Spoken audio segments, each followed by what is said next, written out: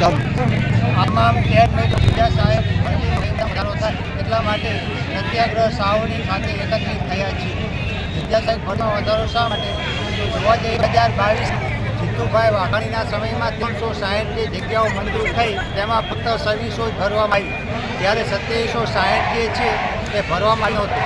તે સમયે ટેટ 1ની વયમર્યાદા 38 વર્ષ અને ટેટ 2ની વયમર્યાદા 41 વર્ષ કેટેગરી સાથે હતી.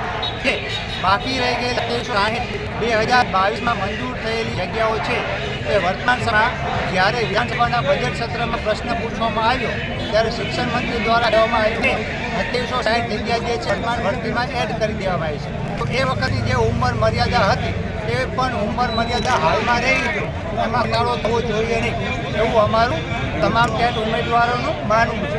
કેમ ઉંમર મર્યાદા ઘટવાથી ક્યાંક ને ક્યાંક ટેટ ઉમેદવારોને આનાથી અન્યાય થશે, તો બેરોજગાર બનશે, સાથે સાથે તેઓ નિસહાય બનશે. બીજું કે આગળ જોવા જઈએ તો ભૂતકાળમાં કોઈ પણ પ્રકારની ભરતીઓ મહેકમ આધારિત થઈ નથી. 2014માં સરકારે 3300 વર્ષે ભરતી મહેકમ આધારિત કરવાની વાત કરી હતી, પણ એમાં સરકાર ક્યાંય પણ ઊણી ઉતરી નથી.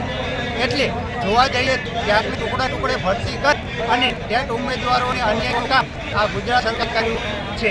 વધુમાં જણાવવાનું છે, છેલ્લે જોવા જઈએ તો 2018 બાદ 2023 વચ્ચે 5 વર્ષે ટેટ પરીક્ષા લેવામાં, ત્યારબાદ ફરી લીધા બાદ 2 વર્ષ જેટલો સમય જ્ઞાન સન્માન કરવામાં આવ્યો. આવી રીતે દરેક રીતે ટેટ ઉમેદવારોને અન્યાય થયો છે. તેમજ 2011થી ટેટની વેલિડિટી જે છે તે માન્ય રાખવામાં આવી છે. આ બધા જ કારણોને જોતા એવું કહી શકાય કે ક્યાંક ને ક્યાંક આ ટેટ ઉમેદવારો સાથે શોષણ થયું છે, અન્યાય થયો છે. ક્યાંક ને ક્યાંક આ બધું જે છે એ પારાવાર સહન કરવું પડ્યું છે.